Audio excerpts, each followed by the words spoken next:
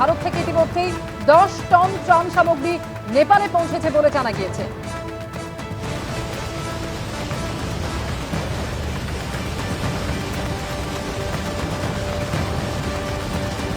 আর এই হরপা বানে নেপালের প্রায় 6টি জেলা ক্ষতিগ্রস্ত হয়েছে, বহু মৃত্যুর আশঙ্কা করা হচ্ছে।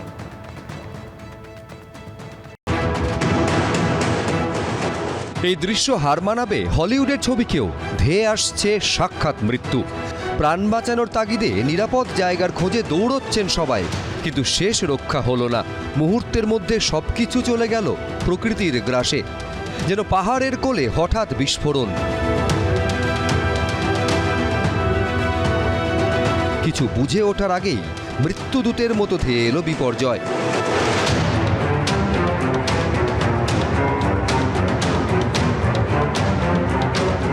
কাগজের মতো ভেসে গেল কংক্রিটের সেতু। কাদা জল পাথরের স্রোতে ভেসে গেল বাড়ি গাড়ি।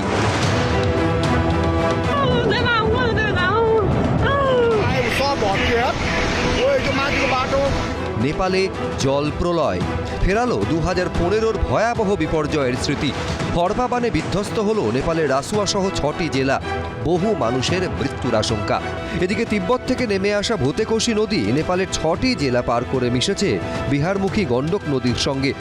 নেপাল থেকে নেমে আসা জলে ইতিমধ্যেই ফুঁসতে শুরু করেছে গণ্ডক। সেই কারণে সতর্ক রয়েছে বিহার প্রশাসন। এবিপি আনন্দ।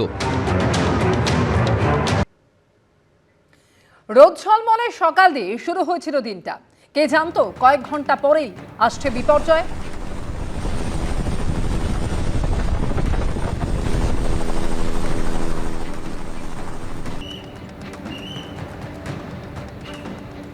বুধবার সকালে নেপালের কোথাও বৃষ্টির চিহ্ন মাত্র ছিল না।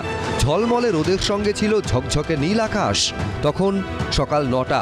স্থানীয় বাসিন্দারা জানিয়েছেন, হঠাৎ তীব্র গুড়গুড় শব্দ শুনতে পান তারা।